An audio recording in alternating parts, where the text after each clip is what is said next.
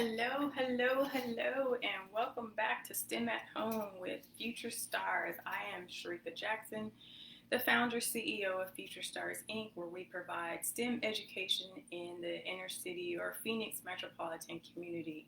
We are at home because all programming has stopped due to our lovely COVID-19 and stay at home orders and just being safe and no large gatherings. I'm coming to you a little earlier today because, I am also at work, so I have a webinar later this afternoon. So I thought I would come to you 30 minutes early to do today's activity, which is going to be blowing up a balloon with vinegar and baking soda. And we have balloons. So I have a couple balloons here, have a bottle, any size bottle will work. This is just a basic water bottle, and I have my measuring cup.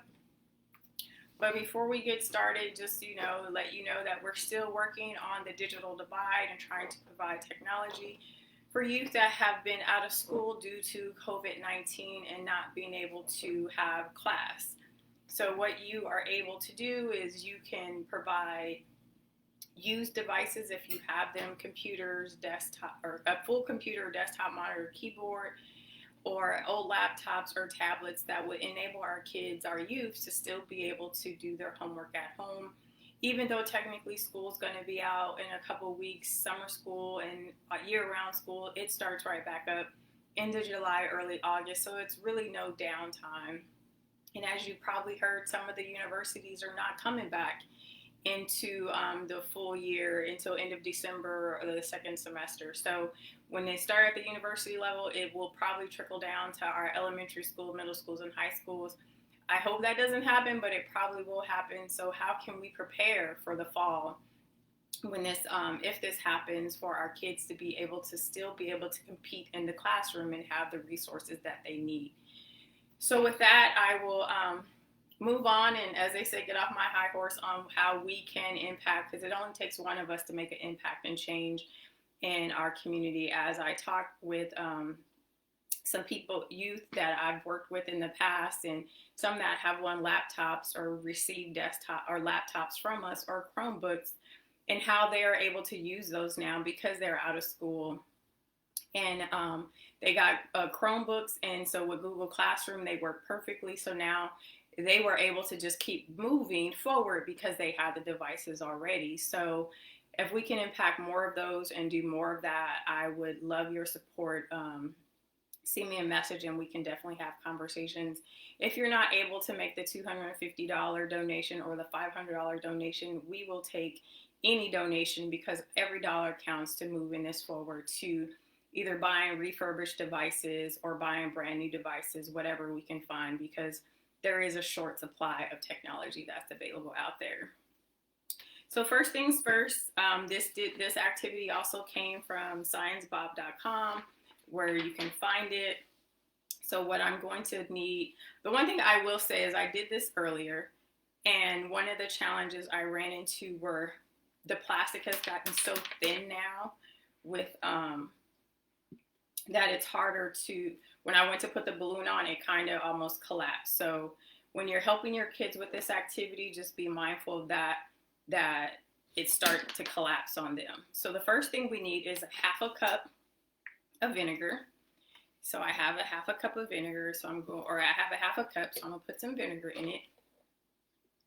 And then I have funnels so that I don't get vinegar all over the place. I'm going to use this funnel to put it in, put the vinegar in, and then I'm going to set that aside, and I'm going to set this on the floor so I don't knock it over. So for the baking soda, so in the instructions there were no real, this is how much baking soda. It said put enough baking soda to halfway fill up the balloon. If you don't have a funnel, you can always fold paper up and stick it in there. So there's no real measurement for this. I'm just going to start putting some baking soda in the balloon and just kind of fill it. So you can see how it's in there. So now I'm just going to make sure that I don't let the baking soda out. So here's the part that I was saying could be a little challenging. So you're going to put the balloon on top of here, but you want the balloon to hang on the side. You don't want it to go over right away. So you need both hands. So we're going to, there we go. We have it on there. So what happens is then you're going to flip the balloon up, and the baking soda is going to meet the vinegar, and then it's going to create a gas, a carbon dioxide, that will then blow up the balloon. So this one I did earlier as an example to see.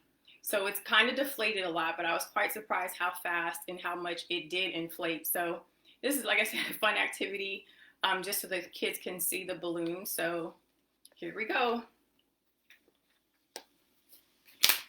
Like I said, you gotta be careful because it does start to, it reacts really fast and it gets really tight. So we have a balloon, and you can see the baking soda is still coming out. All right, so we have all the baking, oh, nope, not quite. There it goes.